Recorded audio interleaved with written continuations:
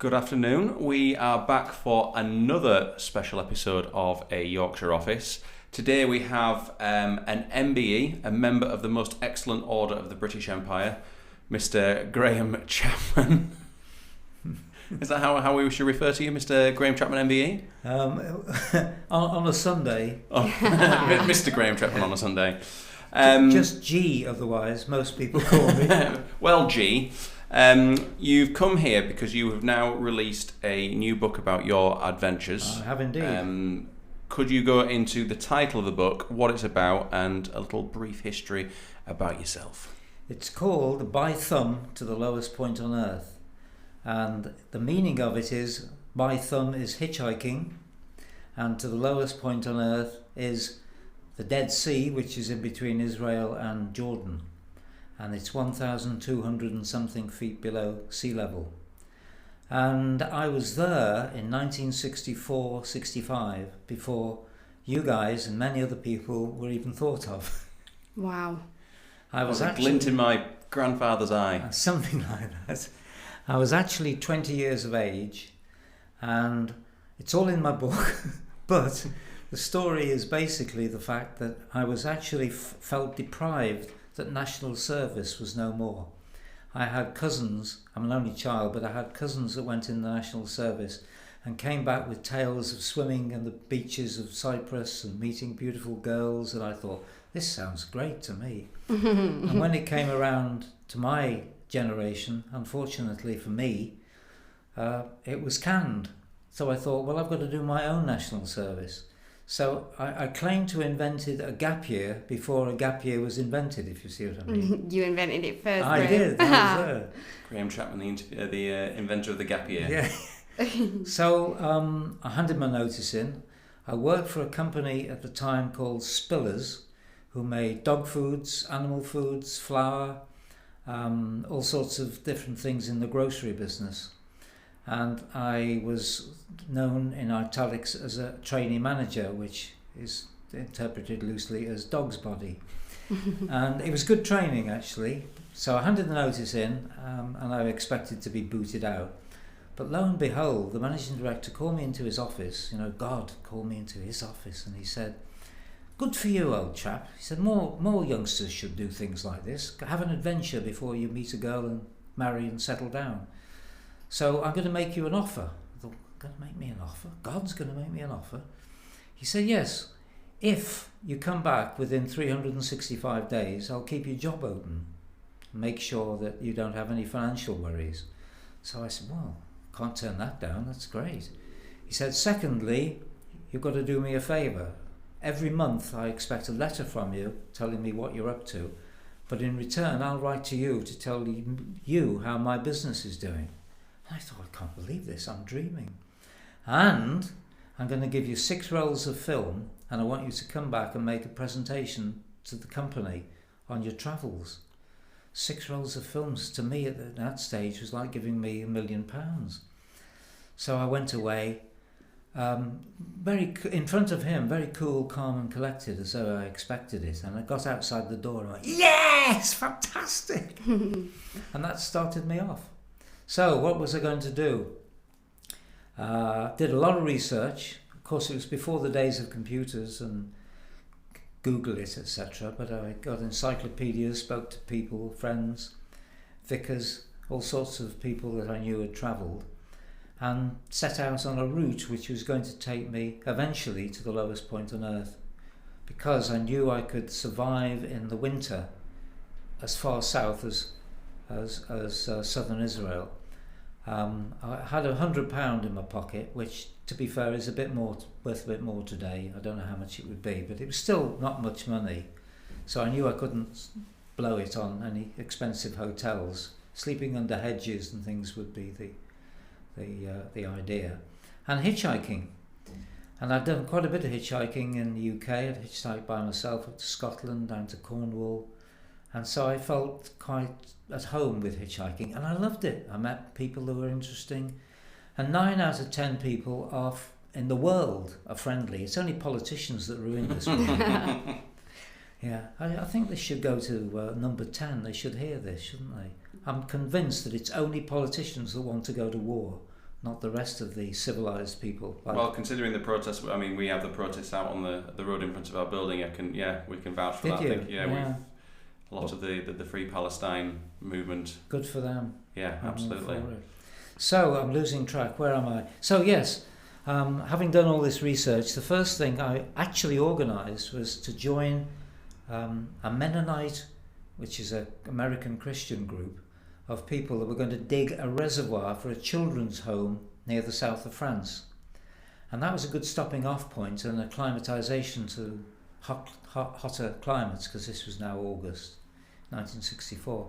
Did that for a month, met lovely people, 12 of us only altogether, 6 different nationalities, so it was an education.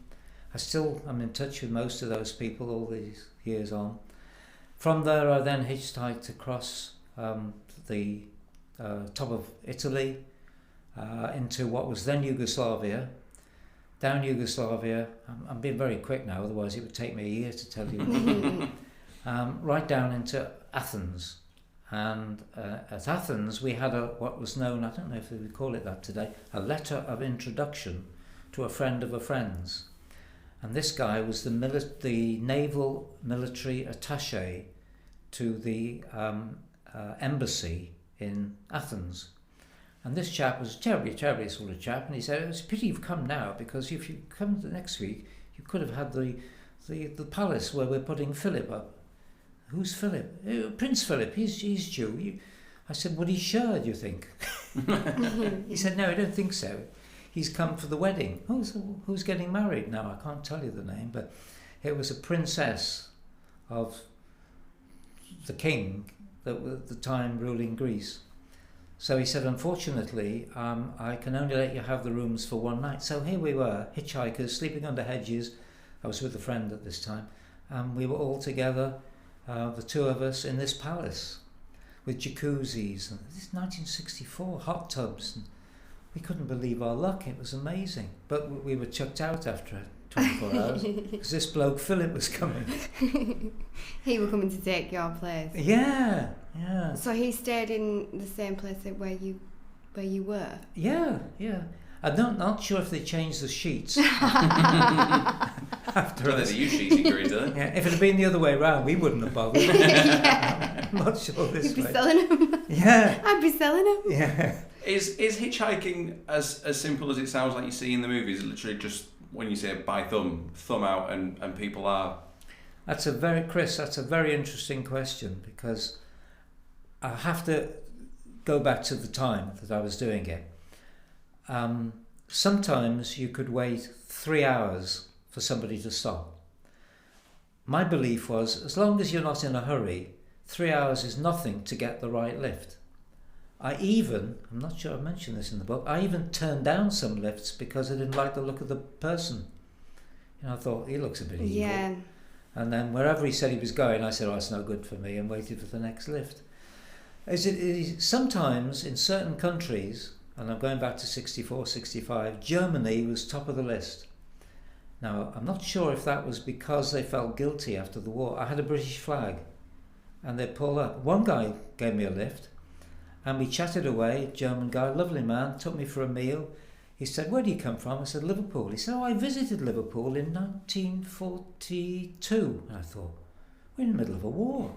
I said, how come? He said, well, I was in an aeroplane dropping bombs on you.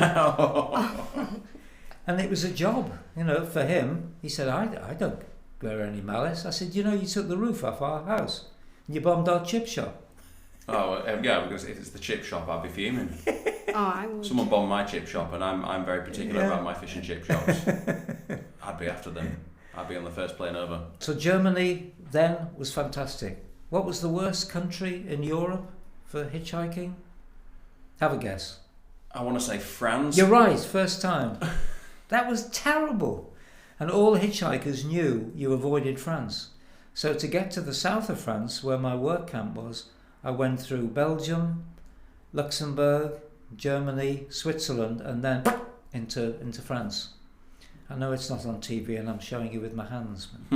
So Graeme, did people ask you how far they were willing to take you? Like, did they say, how far do you want me to go? Well, the first thing usually happens is the bloke will put the window down and say, "Where are you going?" And because I was as free as a bird, I'd say, "Wherever you're going," if I liked the look of the person. Yeah. And they'd say, "Oh, well, I'm going to X," and I'd sit by them, chat a bit to be friendly, open the map, find out where it was, say, "Oh, that looks great, yeah."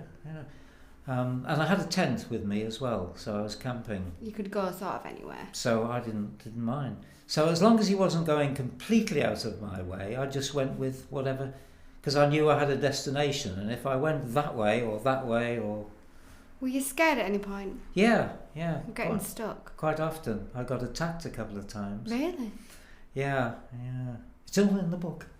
Yeah, let's not go into too much detail. Yes. We're trying to promote a little book here. Sorry. So before we do go into some of the hard-hitting questions for you, there's one question that's been on my mind after I heard you're from Liverpool. Blue or red? Absolutely as red as this badge here. Perfect. I knew that, Chris. I was tipped off. To be fair, Mike kind of ruined the surprise for me. I said, "I've got a question I'm going to head." He goes, "Well, he's a big Liverpool fan." Yeah. I've just completely ruined that. Mike and I are both season ticket holders. He warned me not to mention Liverpool in front of Harry. No, because he's a big blue. And after last night, do you know what happened last night? I do. Yes, I was watching the game. 6-0 and they 6. Not good. No, it was enjoyable. Which I'm sad about because I am a Merseysider, I'm a Scouser, so I have nothing against Everton. No. Unfortunately, nor do they at the moment. Well, we'll move off the football rivalries. Yeah, we'll jump into some. Come on, Leeds. Up Leeds. So, Ebony. What was the spark that started this adventure? What was the spark? What sort of made you think, right, this is what I'm going to do? Well, other than being inspired by cousins that had a great time in the army, the spark was I could see friends around me meeting beautiful girls, getting married, and thinking, that's it, you're trapped. Yeah. Now, I'm sorry if that sounds a bit ruthless, being trapped, because some people like to be trapped.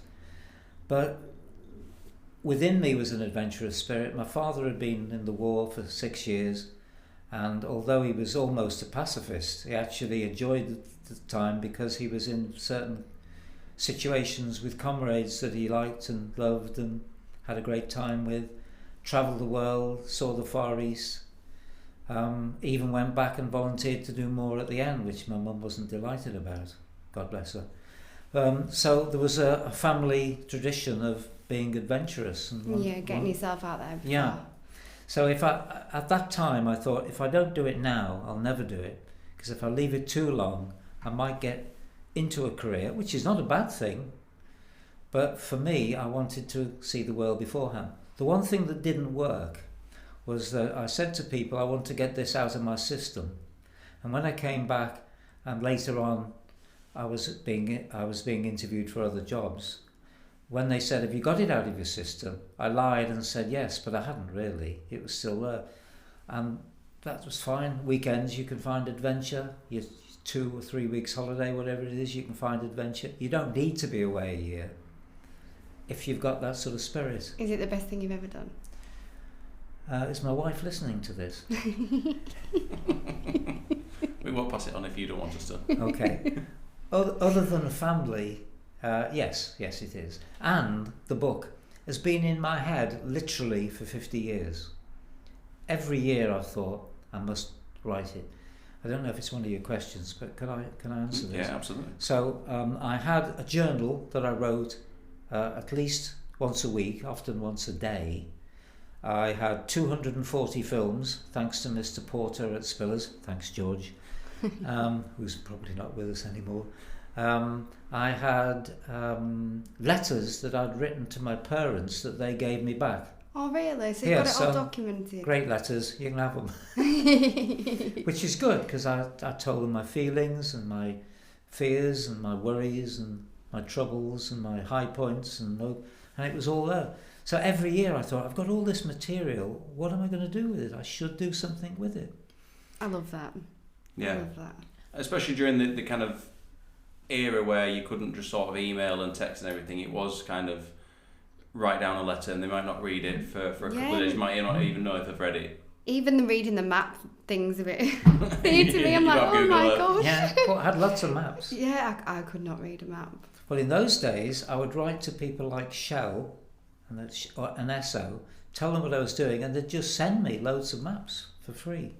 Amazing. I don't know if they do that today, but they did. It's all on your phone. They don't need. They'll just tell you. Exactly. They'll just send you a link and say download our app. Yes, yes, you're quite right. Of course they would, wouldn't they? Unless they've got spare ones that they... I mean, one of my questions actually, I mean, I can ask it now. I understand you've completed the Wainwrights. Yes. All 330 of them. Yes. I'm slowly making my way through them. Right. I've done quite a few of them. Have you? How many, Chris? I think I'm up to about 17 at the moment. Right. Oh, that's but great. I'm going for the main ones first. As we all do. I actually did Scarfell for the second time a couple of months ago in the snow. Scarfell Pike. I've done a good day in the snow. It was treacherous. I got told off by the mountain rescue Really? before I went up because I was wearing trainers. You naughty man. But those trainers have taken me everywhere, and I mean, I got down there like it was -1. It's wet as anything up there. It's such a bad idea. You get frostbite. I had no issue whatsoever. My feet came down, bone dry. I almost wanted to sort of run up to me and go, yeah, did it, mate? What are you on about? Hardcore, mate. How did you come across the mountain rescue? They were at the bottom because it was because it had snowed heavily about 2 or 3 days beforehand. It was quite thick snow up there. I'll show you some pictures afterwards. The mountain rescue was sort of hanging around for people who were going up there. And what did they say to you? They just said, yeah, I don't want you to go up there in those. I said, honestly, I've done worse in these, don't worry. I'm hardcore, mate. Got my big coat on, it's alright. Well, they can't stop you. No. They can only advise you. So. But no, I've been working my way through them. You know what I'd be worried, though? I'd be worried if I did then slip. And they've got you on a stretcher. They say, "Oh look, this is the bloke with the trainers." Well, funny that there was a guy who borrowed some walking boots off my friend who'd been to Antarctica. So those boots had been to the furthest point on Earth, and he was struggling, slipping everywhere. So even walking boots wouldn't have been much help. But yeah, so I've been working my way through the Wainwrights. Which one would be your personal favourite? And if I haven't done it, I'm going to go do it next. It's actually a mountain called Black Fell. And the shoulder on Black Fell is called Park Fell. It's not very high, it's only about 1,000 feet, but it has the most incredible views.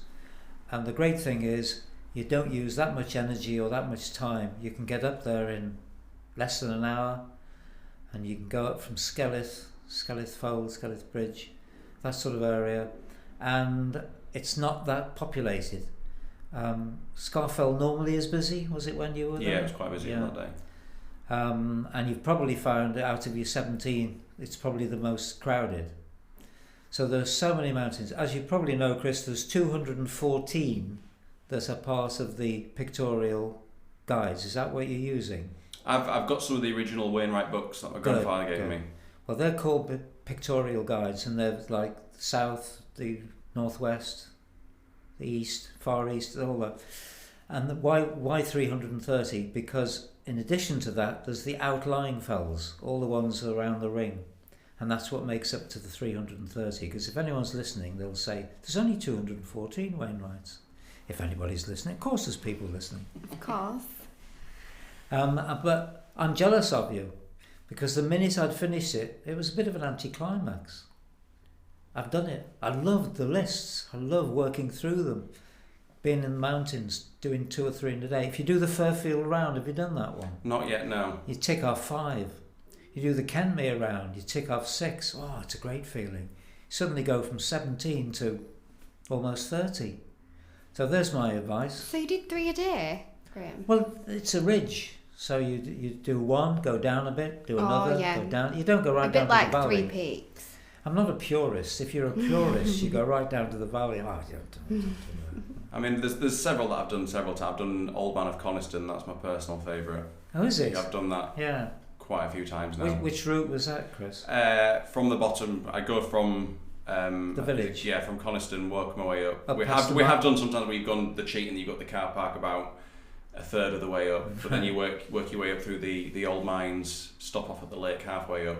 have a nice little bit of a swim, and then continue to the Would top. you like to come on our Climb of Life that we do? Funnily enough, yes. I mean, could you explain what that is? Because I'm going to be joining on that one. Oh, it was you that came up at the end and signed up for it, yeah? No, that'll be One of that'll be your another colleagues. colleagues, Okay. yeah. Well, I started the Climb of Life 35 years ago when I was only 2. 2. She fell for it. He's pulling it. It doesn't take It much. doesn't take much. I was actually 200. And it's basically, it's a very long story, but it's basically a group of 100 of us that every year we have 10 leaders, and every year in the middle of November, so the start of the winter, those leaders, you sign up to a group. The leader, who now isn't me, because I've done it for 32 years, so I've passed it on to a friend, a colleague, a chap called Philip Lawson. He would assign a group to you, having found out what level you're at, and then every single person has a target, your own target, of raising X. Could be anything from £100 to a couple of £1,000. That's all added together, which makes us some total of the Climb of Life. And we're all, most of us, not everybody, but most of us are staying in the Swan Hotel in Grasmere, which has been our home for 30 years.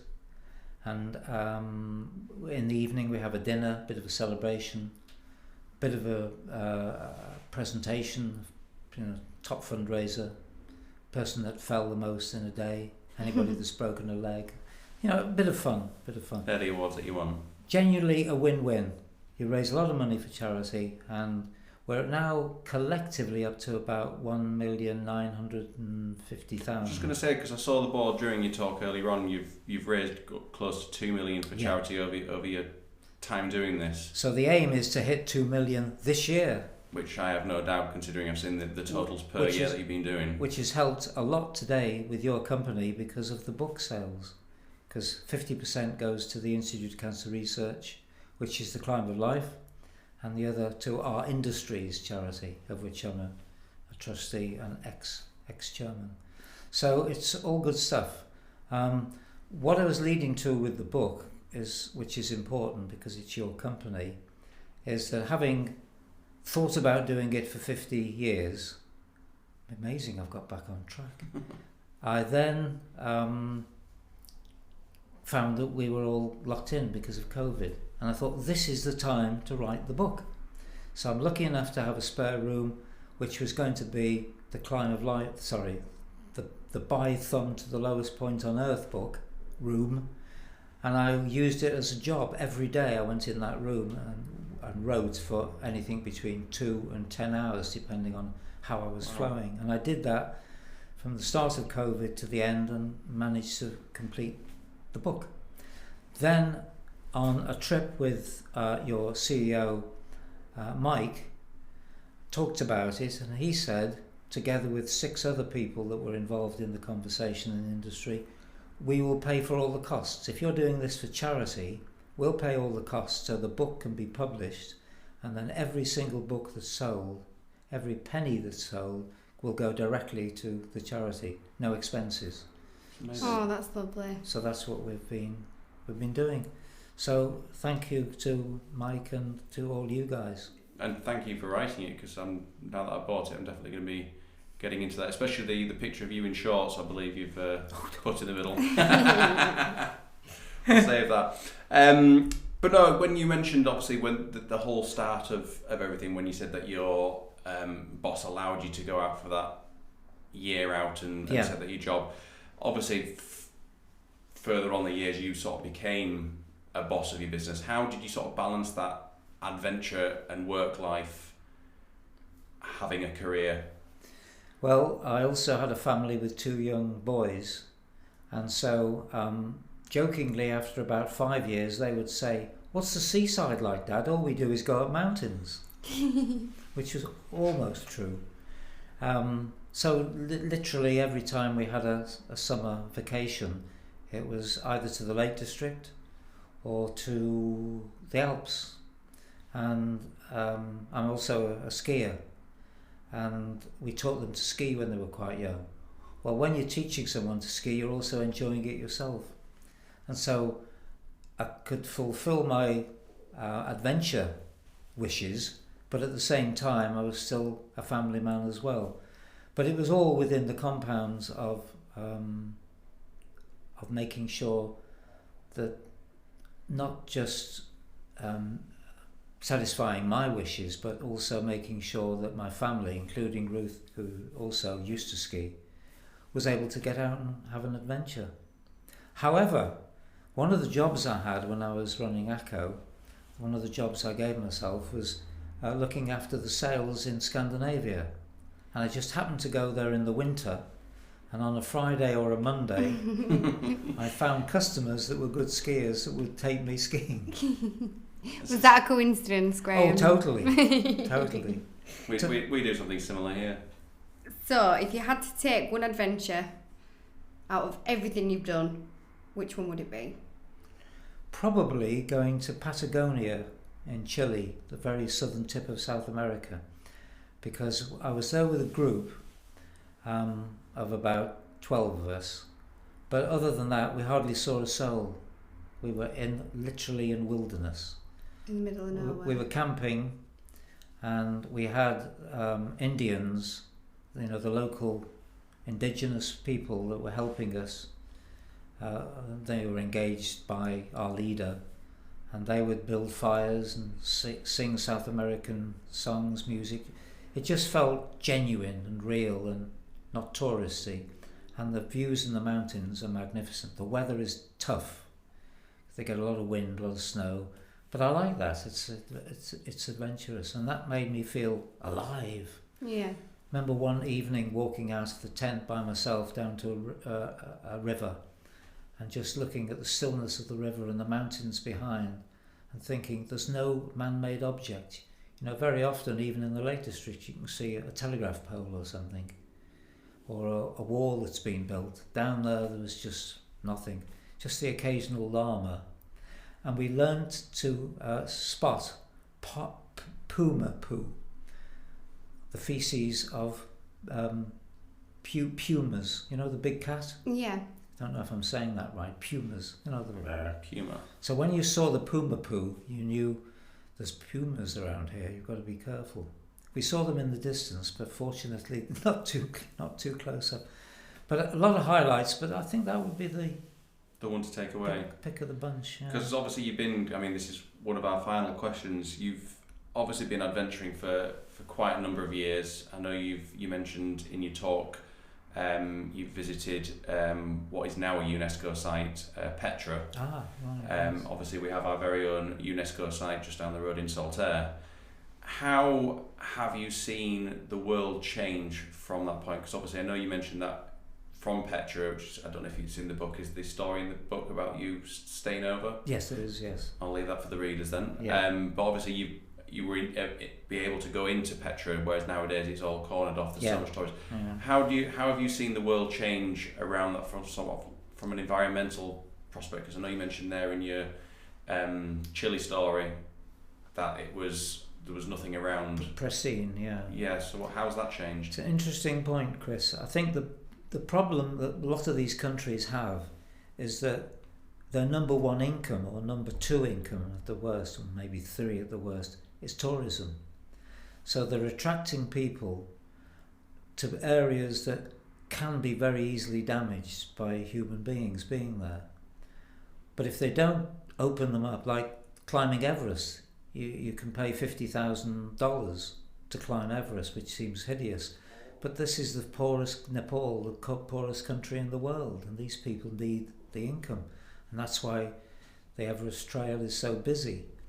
So going back to Petra, I haven't been since I was there in '65, but I've spoken to people that have been, and they say it's magical, it's fantastic, because they're not comparing it with what it was.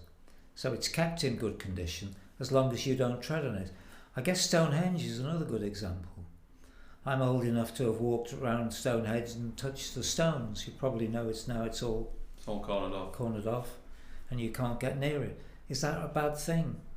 Not really, because otherwise it would be destroyed by people that are tourists that want to see it. But so it's a matter of a balance, getting the balance right between allowing people to see things and experience them without them damaging them. Yeah, it's whenever I've been to sort of like these places, it's quite interesting now to hear from your perspective of people who have experienced them in the past, because nowadays a lot of tourist areas it is sort of you can look and not touch. Yeah. To sort of preserve these kind of the monuments and areas that are touristy. Obviously, mountains you need to go up there to see. You've done it. You can't just look at Everest from a distance. Yes. So Yeah. it's quite an interesting point to hear people who have, like you said, been there and touched it and now seen it as a good thing to. Well, from my follow point of back. view, Chris, it's just lucky. I was lucky that I was born when I was, and I was seeing it. But then I could paint a picture of how lucky you guys are at a much younger age of the things and opportunities you've got that I never had. So it's a balance. It's different. It's amazing. I'm in awe, Graeme. I'm in awe.